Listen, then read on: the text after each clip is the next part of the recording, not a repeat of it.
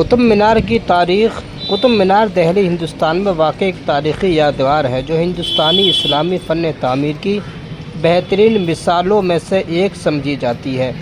اس مینار کی تعمیر 12ویں شتابدی کے آخر میں شروع ہوئی اور اسے کئی حکمرانوں نے مکمل کیا۔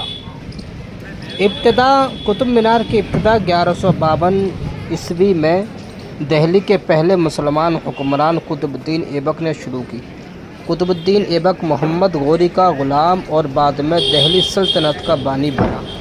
اس نے مینار کی پہلی منزل بنوائی اور قطب الدین ایبک کی وفات کے بعد اس کے جانشین شمس الدین التمش نے مزید ترین منزلیں تعمیر کروائیں۔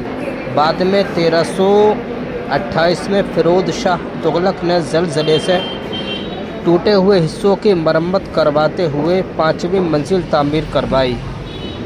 قطب مینار کی اونچائی تقریباً 83 میٹر ہے جو اسے دنیا کی بلند ترین اینٹوں کی میناروں میں شمار کراتی ہے۔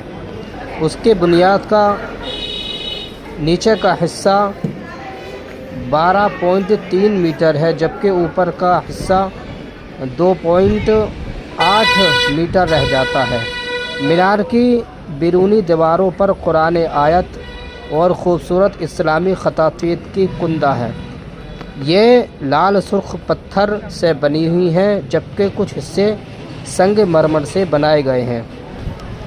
قطب مینار دہلی کی مہرولی علاقے میں واقع ہے اور اس کے ارد گرد کے علاقوں کو قطب کمپلیکس کہا جاتا ہے۔ یہاں کئی اور تاریخی عمارتیں موجود ہیں جیسے کہ قطب الاسلام مسجد، ہندوستان کی پہلی جامع مسجد، اور دوسری الادین خلجی کا دروازہ، اور تیسرا لوہے کا ستون یعنی لوہے کا ستون جو جنگ نہ لگنے کی وجہ سے مشہور ہے۔ قطب مینار نہ صرف ایک تاریخی یادگار ہے بلکہ یہ ہندوستان میں اسلامی سلطنت کے آغاز کی علامت بھی ہے۔